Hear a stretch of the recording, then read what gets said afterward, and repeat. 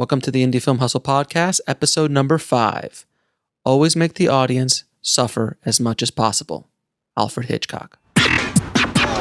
Broadcasting from the back alley in Hollywood, it's the Indie Film Hustle Podcast, where we show you how to survive and thrive as an indie filmmaker in the jungles of the film biz. And here's your host, Alex Ferrari. Welcome, guys, to another episode of the Indie Film Hustle Podcast. I'm your host, Alex Ferrari. So today we're going to be talking about, should you move to Los Angeles?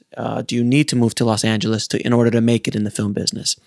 Well, I'm going to tell you a couple of stories of what happened to me when I attempted the first time and what I did the second time. Back in about 2002, I think it was, I attempted to come out to Los Angeles with my editor's reel. I was at that point editing mostly. I had done some directing, but nothing of any significance just yet. Some commercials here and there, but nothing major. So I was still making my living as an editor. So I came out here with 50 VHS copies of my demo reel. Yes, the DVDs were not in yet, so it was a little bit back. So I stayed with a friend on a couch for 30 days. So I sent out I think I faxed out because, again, email wasn't all the rage yet when it came to jobs and stuff like that. So I faxed out over 350 resumes. And I probably took about 30 or 40 meetings, dropping off demo reels at places. During that time, not only did the town eat me alive, because my demo reel was good, but wasn't up to par with LA standards. I was basically not only given tickets by parking tickets. I had 3 parking tickets because I wasn't used to LA yet. So that cost me money. And at the end, I got 2 phone calls. One, 2 days before I left, about a job working for, I think it was like some sort of Carnival Cruise Lines or something like that, editing for them. And the second phone call came 4 or 5 days after I got back to Los Angeles, which was another like, hey, can you come in real quick? So I was basically got my ass handed to me by the town when I first came out here. So much so that I didn't attempt to come back out until 2008 when I came back out here, or 2007. I think it was 2007 I came out here before. Now, the second time I came out here, I had 6 years of work behind me. I had become a big fish in a small pond, which my pond was Miami, South Florida, Miami, the film industry down there. So I was well known down there, working a lot, doing a lot of different things, building up my resume, building up my IMDb, doing features, all post, and directing, obviously, my shorts, Broken, which got a lot of heat and attention, and a couple other things I was directing as well. So I came out with that underneath my belt. And as a side note, if you're in Los Angeles already, well, you're here already. You already have a foundation. You have a support. Hopefully, you're living with your parents rent-free, or have roommates, or have figured out already how to live here before you try to get into the film industry. If you're coming in from outside of LA, like I was, you really have to think very carefully before you do that, because the town is extremely expensive and extremely brutal to newcomers. Especially newcomers who have nothing to offer, but I want to be a PA, I want to intern for you. It's brutal. There is tens of thousands of people doing that. Now, let's say that same person stays in Wichita, Kansas, for lack of a better place, or somewhere in the middle of the country, or in their own hometown, and start building up their resume there, doing production locally, start building up their reels, start picking up a lot of experience, start picking up beefing up the resume to a point where they feel comfortable and they have a wealth of experience underneath them, that when they come out here, they have something to offer the town. They have something to offer the business. Because if you come out here and you've gripped on 20 features or TV shows or corporate videos or anything like that in your hometown, well, you're an experienced grip. You understand that to a certain extent. When you get out here, I'll tell you what happens when you get out here. So if you have that experience underneath it, it'll make it a lot easier for you to come out here. Now, when I did come out here, I came out here with my girlfriend then, wife now, but girlfriend then. And we basically knew three people when we came out here. We literally packed up the car, packed up everything we had, shipped it over, and we're going to make a run of it. We had a little bit of money in savings, not a lot, enough to hold us off maybe 6 months. My wife is a professional, so she was able to get a job fairly quickly, and that helped. And by the time I landed, I already had done some preliminary work and had gotten a feature to edit as well as the color. Had an old client of mine wanting to do some work as well, which was remote, so I didn't have to be in Miami. So I was already doing that work here. So when I landed, I was already working. I was very lucky in that sense, but I had a backup plan. And this is where the entrepreneurial spirit and the hustle comes into play. Uh, I don't know how many of you remember video stores, but there was a video store called Hollywood Video, and as all video stores did and have done for the most part, have gone out of business.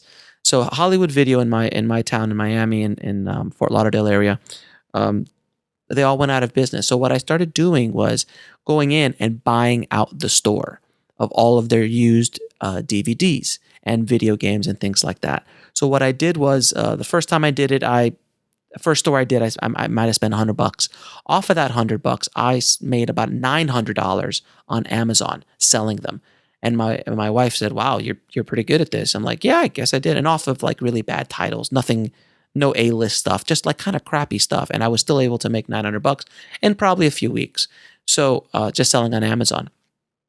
So then the next opportunity that came right before we left, we sold. We went to a store that was right around the corner from us, and we at that point said, "Look," I walked in, talked to the manager. I'm like, "I want to buy out. I want a run of the store. Give me 4 or 5 hours. I will buy a ton of stuff from you, but I needed the store to be mine." And he completely agreed. And I spent about $10,000 buying videos, games, anything you can imagine. And I put it all on my Discover card. Now, I knew I would be able to sell it, but it was a risk like anything else. But at least I was able to put it all on the card, get all those points, by the way, which helped me with travel later on. But I knew that, okay, and I shipped all of those DVDs and everything along with all of our furniture and stuff like that we're moving over here. So I shipped it all over, and I told my wife, I go, "Look, at least we'll be able to make money with this for a few months while we get our feet, while we get on our feet." So with those $10,000, we probably turned that $10,000 into probably around $30,000 over the course of the next 6 months that I was selling DVDs on the side while I was working. So it was an extra stream of income for us while we were getting our feet wet, while we were starting to build up our network of friends, our connections, and just making money. So if you are going to come out here, have some sort of not only savings, at least 6 months to a year of your basic living expenses. But also if you have a way to make money that's not reliant on the business, like online sales, eBay, Amazon, think outside the box. Whatever you can do it, because any kind of edge you can get while you're out here is very valuable if you can do that. So, like I said before, coming out here without having some sort of experience or wealth of knowledge or resume, it's a really uphill battle. The business will eat you up pretty quickly. Now, the question still is, should I move out to Los Angeles? Do I need to move out to Los Angeles to make it in the film business? There's always the exception to the rule, but I would say 98% of people who make it in this business, in make it in the sense of making movies, making feature films, making a living at it, maybe 98%, but a majority of people spend time out in Los Angeles or New York, either of the two. New York's more of a theater town, but they do have a big independent film scene there as well as features and television and so on. So New York and LA, but LA more than New York, because basically if the film industry left Los Angeles, the town would be in trouble. If the film industry left New York, the town will continue. New York would not fall. But if all the production left Los Angeles and there was no movies being made here, I would hate to see what would happen to Los Angeles. A lot of the economy is based around production, around Hollywood, around that, because that's what built the town in the first place. So to answer your question, I believe you should and you do, because if, as they say, if you want to get hit by a car, you got to step into traffic. And boy, there is a lot of traffic here. I remember when I got here, it was 3 months before the Great Recession hit and the economy tanked. And I was working the entire time. My wife was working the entire time because I was doing a million different jobs. I wasn't just the editor. I was an editor. I was a colorist. I was a post-production supervisor. I was a VFX supervisor. I was a director. I was a writer. Whatever I had to do to make money, I was always working. And a lot of the seasoned guys that I met here, they're like, "Oh my God, the business is horrible. There's no jobs out there." And I just looked around. I'm like, "Are you kidding me? There is more work I've ever seen in my life. If your slow is like super swamped back in Miami." So I was living life. I was like, "Oh yeah, there's plenty of work here, and I'm going to take advantage as much of it as I can." So while I was here and while I've been here, let's say I worked in the business for 10 years in Miami, working and doing all that kind of stuff, editing, directing, so on. When I got here, all of my skill sets multiplied tenfold in about 5 to 10 times as fast of a time. So 1 year here was like 5 to 10 years there, purely because of the amount of work I was doing, the kind of people I was working with, the professionals, the levels of projects that started coming through my door. You have no resistance to but other than to get better or get killed or you won't make it. So my skill set started to grow faster and faster and faster and faster and multiply faster and faster. And then I started getting into this. Oh, I'm going to do red workflow, and I became one of the early adopters of red camera workflow back in the day when red camera workflow was a nightmare to deal with. And I got a ton of work of that because I marketed myself as the red guy.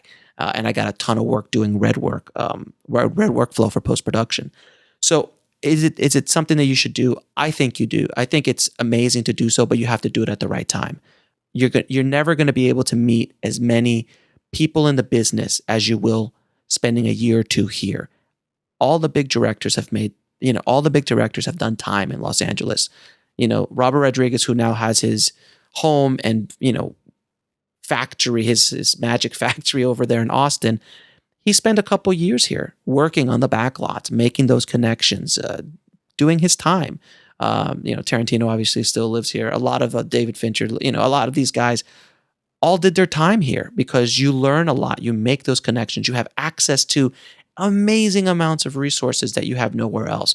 So from coming from Miami, where you would have to drive 45 minutes just to go to a rental house, to a camera rental house or a post house or anything like that, here they're literally around the corner.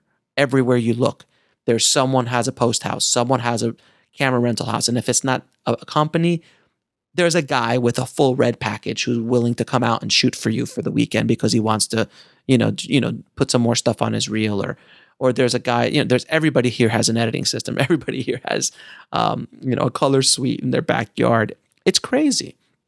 So that access to these kind of professionals, your skill set just grows, and you as a filmmaker grow extremely fast. So I know this from my perspective that I was in a small market like Miami, and I came to the market in Los Angeles, and how fast I grew was immense. Now, if you're in some other part of the world, London, obviously in the UK, has a tremendous film industry there as well. Find wherever the film industry is in your country or near your country, because that's where you're going to have to go to get the experience you need, because bumping around on the weekends with your friends making movies is great. And you'll learn stuff like that. But being thrown into the fires of a professional working set or professional environments or working with professional people, you'll learn more doing that than you will at any film school or at any amount of time that you would work on your own. So just to give you an example, I went to a film school called Full Sail in Orlando, Florida. Great film school, learned a lot. But the second I got there, I got an internship working at Universal Studios Orlando, working on the backlot and also on the Disney backlot. And I was learning so much just by being around working productions, much more than I was working at school, learning at school, to the point where I actually skipped classes to go and work for free at the studios because I was learning from seasoned guys, and my skill set started growing. So you just have to build up your toolbox as much as you humanly can. The days of just being the one guy doing, I'm just an editor, or even more niche than that, I'm just a commercial editor, or I'm just a promo editor, or I just do trailers, or I just do features, or I just do documentaries. Those days are really over. You have to be multifaceted. You have to be able to do multiple things. If you just want to be a director, that's great, but you better know how everything else runs on the set. And being in LA, you have access to all of these things at a very fast pace that you would not get anywhere else. So I wish I would have heard this back in the day. Sometimes I wish I would have come out to Los Angeles a little earlier, because I feel that I would have picked up more, but it's a catch-22. You better have enough money to try to make a go of it while you're here. And don't expect to do this in 30 days. You got to be out here for at least a year to even make a dent in it, to try to actually make a living out here. It's going to take time to build those relationships, to get people to call you back, to get jobs, all that kind of stuff. It's going to take time. So plan on that when you do come out here. So my suggestion, come out here when you're ready, but don't come out here before, because the town is rough and they will kick your ass. It really will. It did mine. So I hope this was helpful to you guys. And as always, if you want to learn 6 secrets to getting into film festivals for free or cheap, go to filmfestivaltips.com. That's filmfestivaltips.com. I'll tell you how I got into over 500 international film festivals for free or cheap. Also, guys, if you love the show, it mean the world to me if you can actually go over to iTunes, give us a review, give us a 5-star rating. You have no idea what that does to our rankings, and helps us out tremendously on getting the podcast seen by more and more people. So thanks again for taking a listen, guys, and I will see you next time. Keep on filming and keep that hustle going. Bye. Thanks for listening to the Indie Film Hustle podcast at indiefilmhustle.com. That's INDIEFILMHUSTLE.com.